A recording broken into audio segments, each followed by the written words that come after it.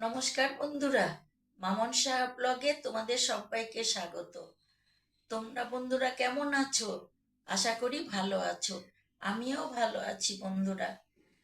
আজকে বন্ধুরা জামাইয়ের জন্মদিন, তাই একটু ওকে তো আর কিছু করলাম না, তাই একটু পায়েস রান্না করে দিলাম। শুধু আস্তে আস্তে শুধু একটু পায়েসই রান্না করে দিলাম, আর কিছু করতে পারলাম না।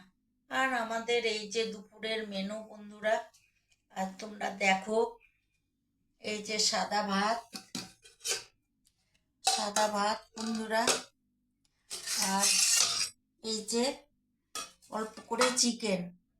অল্প করে চিকেন রান্না হয়েছে, আর এইটা শাক ভাজা, লাউ পাতা বাটা, আর এই যে ডুমুর ভাজা, আর এখানে আছে বেগুন ভাজা।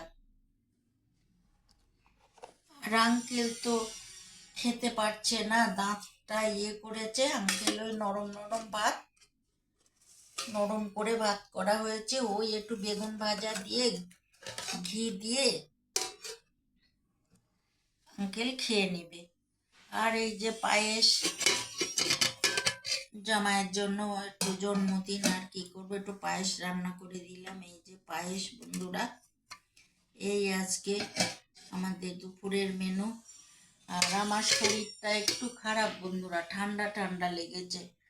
তোমরা তো বুঝতেই পারছো যে ঠান্ডা, গলাটা দিকে ঠান্ডা ঠান্ডা লেগেছে। কি আর করব, এই নিয়েই আছি বন্ধুরা। আর তোমরা খুব ভালো থেকো, আনন্দে থেকো, সুস্থ থেকো বন্ধুরা।